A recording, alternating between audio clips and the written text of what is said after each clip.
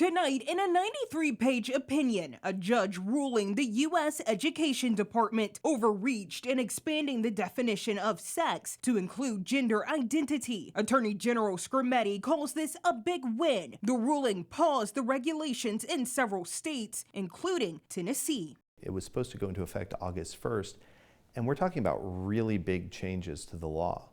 So for the schools, for the universities to get up to speed, to train all their people, to develop new compliance policies, it would have been a huge lift. Title IX prohibits sex discrimination in educational programs that receive federal funding. President Joe Biden proposed new rules, broadening the scope of the law to prohibit unequal treatment of pregnant students and discrimination based on sexual orientation or gender identity. You know, we don't support violence against anybody, but the fact that people feel threatened isn't a basis for reinventing society.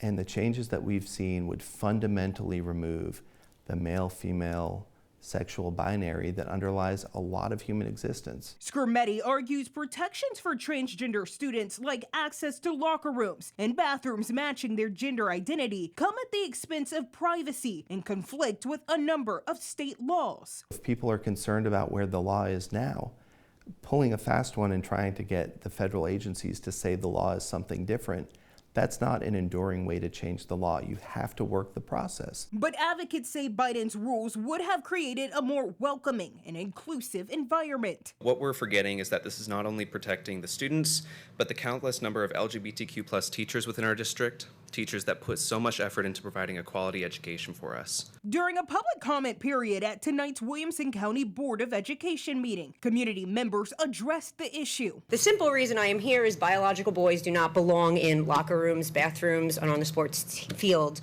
with females. Statistically, trans folks are much higher risk of being bullied and physically abused than their peers. These kids have much higher bladder and kidney issues because many of them are too afraid to use the restroom and hold it all day. And the Attorney General explained this injunction does not mean this is the end of the discussion.